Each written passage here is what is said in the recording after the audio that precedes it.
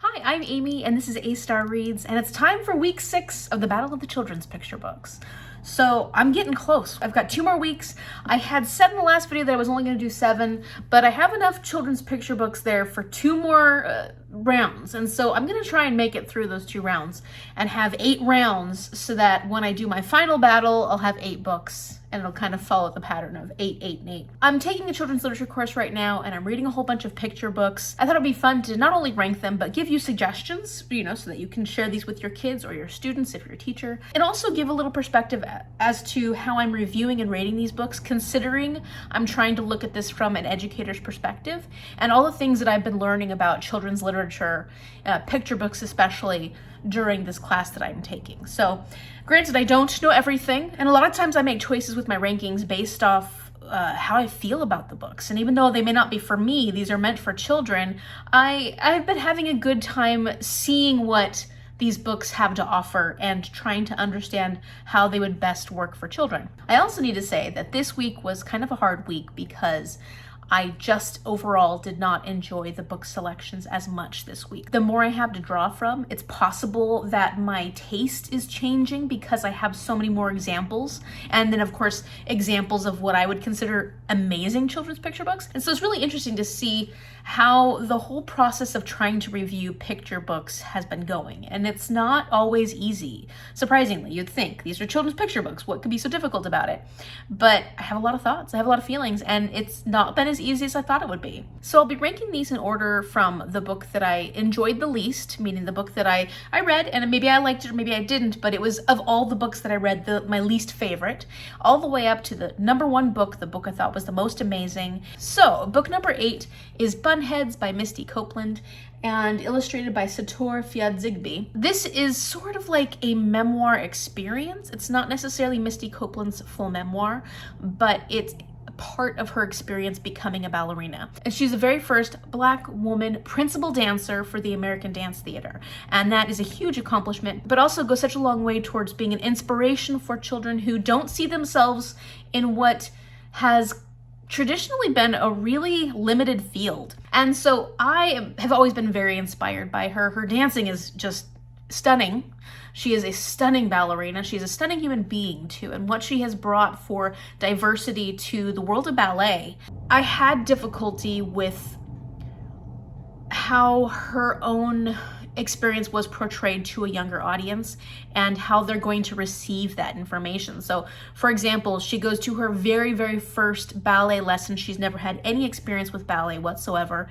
And all of a sudden she's this prodigy that gets cast as the main character in Coppelia. She's dancing on point within a very short amount of time. Like it seems like automatically. I think that could be very discouraging. I could think that kids could be like, oh, well, I wasn't made for this, obviously, because I'm not perfect at doing it at first, so it wasn't for me. I think that there's a lot that can be learned from challenges. It's important to build resilience and build the perseverance that you do when you are faced with challenges. And so I would have liked to have seen some of her struggles in this book. There were no struggles in this book whatsoever. Everything that she tried, she was successful at, and there weren't any hardships she had to come across. There weren't any moments of pain, which we know there's a lot of pain in ballet. I'm definitely wanting to go back and watch interviews by her and see what she has to say about this book, because I haven't done that. And I feel like that's a loss on my part because, I'm telling you how I feel about this book and how frustrated it made me, but I didn't actually watch her discuss this book that she created. I don't want to say that I want people to have hardships because that's not fair, but I think if I'm trying to present this to a child who is learning about this person that they might look up to, that they're inspired by, it should be realistic as well. I should be able to look at this person and go, wow, I can do that. I am so amazed by her and she represents me. She represents something that is possible for me and I see myself in her. So I lost that in this book. I didn't get that. Also, the story was really disjointed. Like you jumped from one topic to the next and there wasn't a nice continuity. And so I think that to me, it felt like this should have been like a chapter book, and instead of a picture book, it should have been written in chapters, because there was so much of the story that was left out within the story. And I think that it was really obvious that you were jumping from one topic to the next, and you're like, well, how did I get here? Because we were just talking about this other thing. And so the timeline, the story, just, it didn't quite work out for me. And so for that reason, this is my book number 8. I do think that people are going to enjoy this, and I think that Misty Copeland is an inspiration. I just think that for myself, this didn't quite represent what I wanted it to from this memoir perspective of her experience as a ballerina. Book number 7 is going to be A Ball for Daisy by Raschka. And this is a wordless book. I've been having fun picking up a few of these wordless books to see what I think about them. And I really like the concept of wordless picture books. I haven't yet found one that I love, although there's another one coming up that is a wordless picture book that I really enjoyed. So it can be hard because you're just looking at the images and the story portrayed through the images. So it really can be very subjective. And in this case, you're depending on the artwork to tell the story. So if you love the artwork, then you're going to love the story. It's possible that you may not love the artwork. And that was kind of the case with this. Like, I didn't have any strong feelings towards the artwork whatsoever. I can see this being a great book for a younger audience, a much, much younger audience, but I'm not sure how much I would be able to engage an older audience with this. So what I do love about wordless picture books is that it gives kids an opportunity to be creative. They get to come up with a story on their own. They can see what is going on in each panel, and they can say, oh, the artwork does this. And you know, I think we don't give kids enough credit for being able to recognize, like, significance in layout of books, significance in why they might do things in certain ways. Like, is this the same dog in all the pictures? It may seem obvious to us that this is the same dog, that this is Daisy, but a child might think this is 4 different dogs. They might not realize that this is the same dog, just in different poses. And so these are conversations you can have with students, which I think are very interesting, because it gets them to think in different ways. What does the color tell us? Is there something about the brightness or the darkness? What kind of feelings do you think Daisy has laying here right now? Does she look mad? Does she look happy? Even though wordless picture books look like something that you can't have a read aloud for, these are in fact great opportunities to have children tell you what the book is all about. And you can ask them questions to prompt more discovery. And so I really love these for that reason. Number 6, this is one that I actually was really expecting to enjoy a lot more than I did. I thought that the artwork was stunning, but the story was lacking for me. So that is The Adventures of Beekle, the Imaginary Friend by Dan Santat. This is Beekle. He's our little buddy, and he is an imaginary friend. They actually get populated, these imaginary friends get populated in this world where they're waiting for their child, whoever is their child, to imagine them. So once they are imagined, they get to travel to the real world and be part of that child's life. And Beekle is waiting, and he's waiting and waiting, and he's waiting for someone to imagine him, and they never do.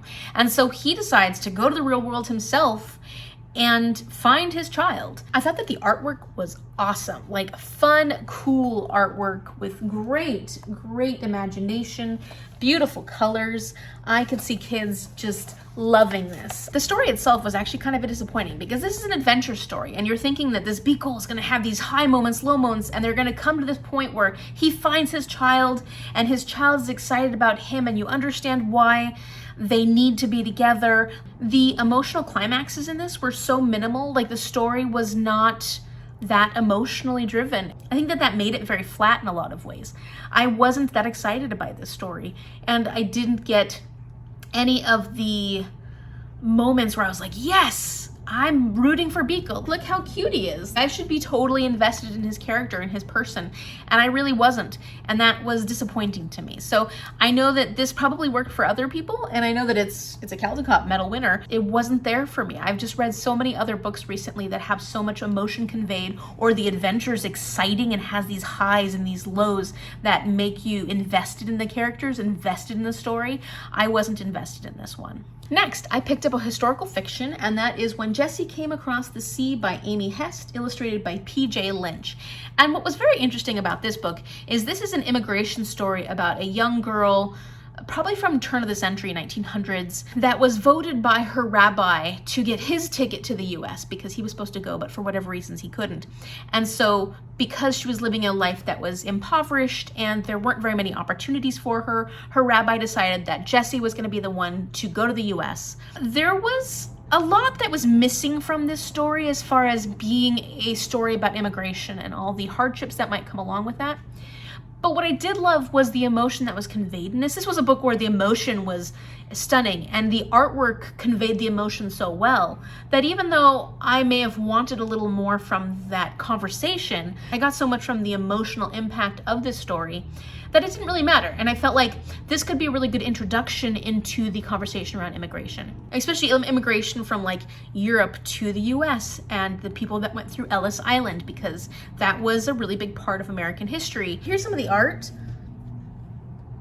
I've really been enjoying these historical fictions that have been using art to convey the time period that they were written in. You know, you read this and you don't think, oh, this is a current book. You can tell by looking at the art that this was meant to reflect a time prior to now. So I do think this was a success for what it was trying to do. I think there was a lot more it could have done, but I did enjoy it. And I could see using this in a discussion that starts a conversation about immigration and maybe immigration through the ages and then what immigration looks like nowadays. Obviously, this isn't going to reflect that, but you can start by looking at some of the common themes in immigration stories. So my fourth book on the list today is Stolen Words by Melanie Florence, illustrated by Gabrielle Grimard. And this one is a book about a young Cree girl and her grandfather. And the idea of stolen words is because she's learning about her Cree heritage or Cree heritage in general in school. And she comes home to her grandfather and she's asking him to tell her some of the words in Cree, like, how do you say grandfather? How do you say this? How do you say that? And he can't because he's lost his words. He's had them stolen from him. There's this conversation around residential schools where he's describing to her the period when he was stolen away from his family, when he was put into these residential boarding schools, and how they forced him to give up his language, give up his culture, and assimilate into this white world that was not who he is. And so he's just devastated and he's going through the trauma. He's expressing all his emotions and feelings about what happened to him while he was a child. I loved the conversation we were having about this young girl learning about her grandfather and him trying to show her why their culture is so important and what happens when you don't have it anymore and how painful that can be. It's a discussion around grief. It's a discussion around trauma and loss. This really is just a beautiful book about family relationships and how important that is and how important maintaining your cultural identity is for people who have had it stolen away from them. So I know that there are many books, especially now, more so coming out about residential boarding school experiences. And I feel like some of them do the history and the actual information element of it better than this one. But I really did like what this had to offer as far as the emotions. And it's not an easy book, but it also doesn't tell you all the horrific things that happened during this period. And I don't think that's what matters for this book in particular. And really, the author created this book to honor her grandfather, who was in a boarding school, and she actually didn't have the opportunity to learn more about him and his experience before he passed away. So this is her way of trying to honor him, knowing that she never got that experience to learn more about him while he was still alive. Book number 3. So this is an interesting one because this is a very hit or miss book. People either love it or they think it's creepy as all get out. And I was charmed by it. So I've enjoyed it. I can't wait to share it with you. And that is The Gray Lady and the Strawberry Snatcher by Molly Bang. When I first looked at the cover of this, I was like, what is this about? Like, this does not inspire me. So I was a little kind of like, but it's a Caldecott Honor winner and I wanted to check it out. When I realized it was a wordless picture book, I was like, oh, I didn't even know that.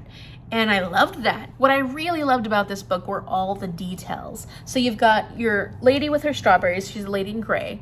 And she's got her strawberries there. And then you've got the strawberry snatcher, who is like a troll. Like, he looks like a troll kind of thing.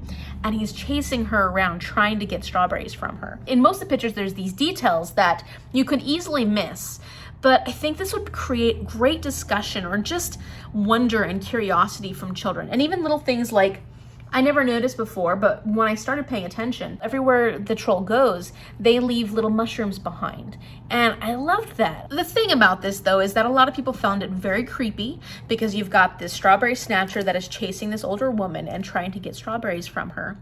And that's what the story's about. And her trying to get away from the strawberry snatcher and going through the woods and climbing up things. And the strawberry snatcher always one step behind, but very close. I think that the artwork creeped a lot of people out in this, but I also think the story of being pursued was very creepy for a lot of people. I don't know, I found this book to be surprisingly charming, very interesting. It has the look and the feel of a folk tale or a fairy tale, and I thought that was cool too, because it's just a wordless picture book, but how is the folk tale, fairy tale feeling conveyed to me just by looking at the pictures?